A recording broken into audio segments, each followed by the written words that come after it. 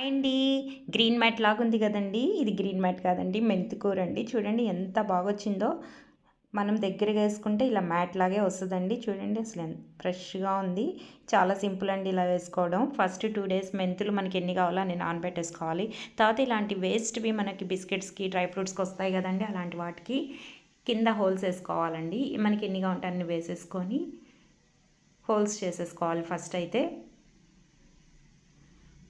చాలా ఈజీగా అన్నిటికంటే ఈజీ అండి మెంతికూర గ్రో చేసుకోవడం. చాలా బాగా వస్తది.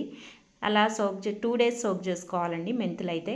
తర్వాత కింద కొంచెం మట్టి వేసి 3/4 మట్టి వేయాలండి. పైన ఇంక ఈ మెంతులైతే పరుచుకోవాలి. మనకి ఎక్కడ గ్యాప్ లేకుండా వేసుకుంటే బాగొస్తదండి మెంతి కూర. చూడటానికి కూడా బావుంటది. పైన అయితే ఇసుక వేసుకోవాలండి. మట్టి కాకుండా ఇసుక వేసుకోవాలి. అప్పుడు తొందరగా గ్రో అవుతుంది. నీళ్ళు అయితే స్ప్రింకిల్ చేసుకోవాలండి. అట్లా బకెట్తో మగ్గులతో పోయకూడదు. అబ్బా ఎంత బాగుందో చూడండి. మైక్రో గ్రీన్స్గా కావాలంటే ఇలా కోసేసుకొని చేసేసుకోవచ్చండి. ఇంకా కూడా గ్రో అవుతుందండి. చాలా బాగుంది కదా, మీరు కూడా ట్రై చేయండి. Thanks for watching.